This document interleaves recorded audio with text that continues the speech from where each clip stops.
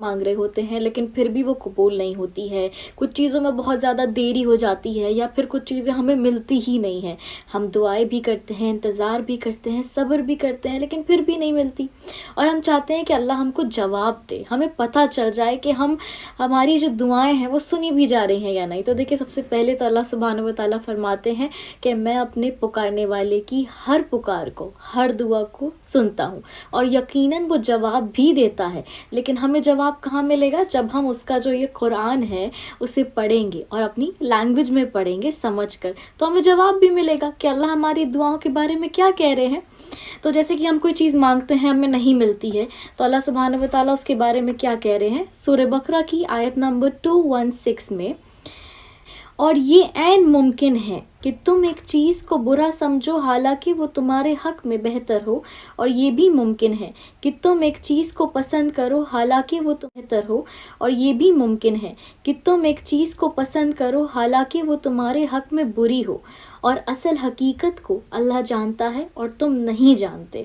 دیکھیں، ایک تو یہ بات ہے کہ ہم کسی چیز کو اچھا سمجھ رہے ہیں لیکن وہ ہمارے لیے اچھی نہیں ہوتی ہے، لیکن اللہ سبحانہ و تعالیٰ ایک براڈر پکچر جانتے ہیں جو ہم نہیں جانتے، ہم نہیں سمجھ سکتے، کیونکہ اللہ جو ہے وہ الحکیم بھی ہے، یعنی کہ حکمت والا، وہ ہر ایک چیز کی وزڈم کو جانتا ہے کہ یہ چیز میرے بندے کو آگے جا کے نقصان دے گی، یہ میرے بندے کو ابھی نہیں سمجھ آ رہا ہے۔ لیکن ہماری ماں ہم کتنی بھی ضد کر لیں، کوئی ایسی چیز تو ہمیں نہیں دیتی ہے نا جس سے ہمیں نقصان ہو، چاہے ہم روئیں، چاہے ہم کچھ بھی کریں، وہ ہمیں رونا بھی دیکھ لے گی ہمارا، لیکن کیوں؟ کیونکہ وہ ہماری ماں ہے تو ہمیں کچھ غلط نہیں دے گی۔ تو اللہ سبحانہ و تعالیٰ تو ہم سے 70 ماؤں سے زیادہ محبت کرنے والا۔ تو جب ہماری ماں ہمارے ضد کرنے پہ، رونے پہ ہمیں کوئی ایسی چیز نہیں دیتی ہے جس سے اس کے بچے کا نقصان، ایسی چیز تو ہمیں نہیں دیتی ہے نا جس سے ہمیں نقصان ہو، چاہے ہم روئیں، چاہے ہم کچھ بھی کریں، وہ ہمیں رونا بھی دیکھ لے گی ہمارا، لیکن کیوں؟ کیونکہ وہ ہماری ماں ہے تو ہمیں کچھ غلط نہیں دے گی۔ تو اللہ سبحانہ و تعالیٰ تو ہم سے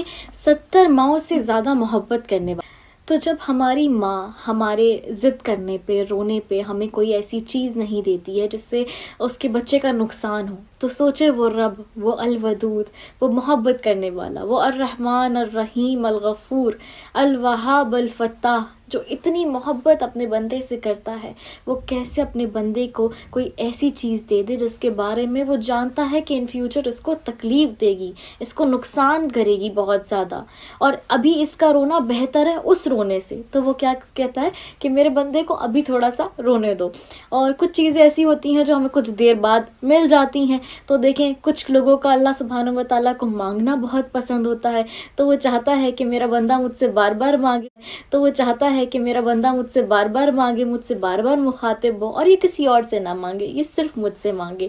تو بے شک ہم اللہ کی مصلحتوں کو، اللہ کے ڈیسیجنز کو نہیں جانتے اور نہ ہی سمجھ سکتے، تو اسی لیے ہمیں بس کہا گیا ہے کہ تم دعا کرو، کوشش کرو اور اللہ پہ چھوڑ دو، اور اتنا مت سوچو، پریشان نہ ہو۔ ایک مومن جو ہوتا ہے، مسلمان، وہ مایوس نہیں ہوتا ہے۔ کیوں مایوس نہیں ہوتا ہے؟ کیونکہ اس کا رب اتنا محبت کرنے والا ہے۔ تو اللہ نے مایوسی کو کفر کیوں کہا؟